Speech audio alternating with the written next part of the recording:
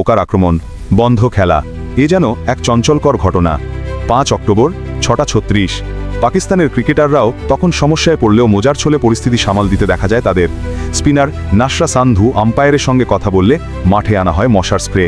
প্রথম দফায় মিনিট কয়েক খেলা বন্ধ থাকার পর আবার 34তম ওভারে শুরু হয় মশার দ্বিতীয় হানা।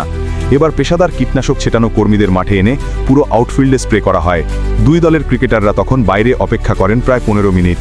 খেলা বন্ধ হওয়ার আগে ভারতের সংগ্রহ ছিল 34 ওভারে 4 উইকেটে 154 রান। ক্রিকেটে ভদ্রতা ও পারস্পরিক শ্রদ্ধাই যেন সবচেয়ে বড় অলংকার। প্রতিটি ম্যাচে জয় পরাজয়ের সঙ্গে ক্রীড়াসুলভ মনোভাবই এই খেলার সৌন্দর্য বাড়িয়ে দেয়। কিন্তু সম্প্রতি ভারত পাকিস্তান ম্যাচগুলোতে সেই সৌন্দর্যে দেখা যাচ্ছে রাজনীতির কালো ছায়া। গতকাল নারী ক্রিকেট বিশ্বকাপে দুই প্রতিবেশী দেশের লড়াইয়ে এমনই এক দৃশ্যের পুনরাবৃত্তি ঘটল কলম্বোয়। পাকিস্তানের ক্রিকেটাররাও তখন সমস্যায় পড়লেও মজার ছলে পরিস্থিতি সামাল দিতে দেখা যায় তাদের।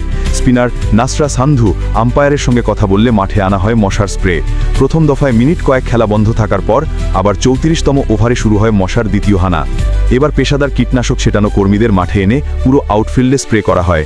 দুই দলের ক্রিকেটাররা তখন বাইরে অপেক্ষা করেন প্রায় 15 মিনিট। খেলা বন্ধ হওয়ার আগে ভারতের সংগ্রহ ছিল 34 ওভারে 4 উইকেটে 154 রান।